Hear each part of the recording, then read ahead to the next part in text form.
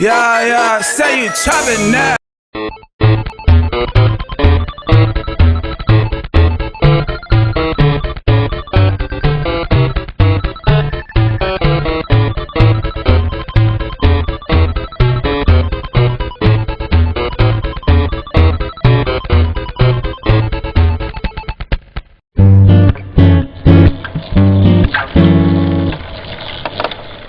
Ce faci, Foca? Da, bine, mă uite. Foca, ce-i cu boschetarul ăsta fumigenă? Rachere, scopul și durata vizitei. Repede. Am venit. Foca, tu ai comandat pizza. Pune-ți aș brânza pe blat de hămesit. Mie mi-ai luat? Am venit după voi. Evident, noi eram deja aici. Sunt moartea. Am venit să vă iau. Brosule, lua-mi ai hamsterul în chirie, beu ai gaz din butelie, dați-aș mânzul cu chelie și țațichii la lipie. Moartea are coasă. De focă, coasa laser! Bă, există o singură posibilitate.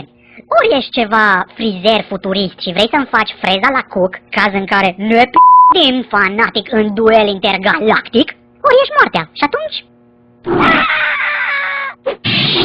Mă, prea banalule, noi suntem roboți, nu murim. Să mor tu? E criză. Vă iau de vii și aștept să vă macine rugina. Cumva trebuie să-mi fac norma. Ce spanac de autobuz? Unde p***ul șerbe ne-ai adus ciontosule? Tu ești cam impertinent așa. Cum de nu ne-am întâlnit mai devreme? Am stat ascuns? La mătam pe... Ce? Glumesc, am o sănătate de fier. Serios, pune mâna și vezi. Mă, oș, Zi. suntem într-un autobuz. Da, îmi pare rău, ce să zic. Bugetul e mic, n-avem bani de teleportări și de-astea. Dar ce cu stilul ăsta răsucit?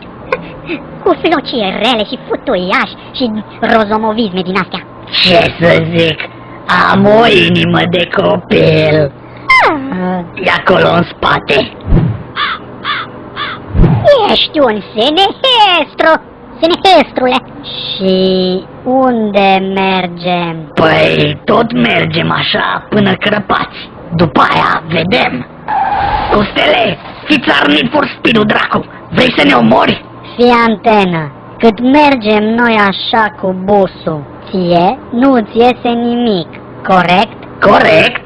Dacă ți-am găsit un job, așa, la jumătate de normă, până crăpăm, mai iei și tu o pereche de tenis la copii, un stixuleț, o măslenuță.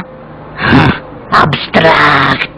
Nu trebuie să faci mare lucru. Fierb emoțiile în mine, oare se descurcă? Uită-te și vezi.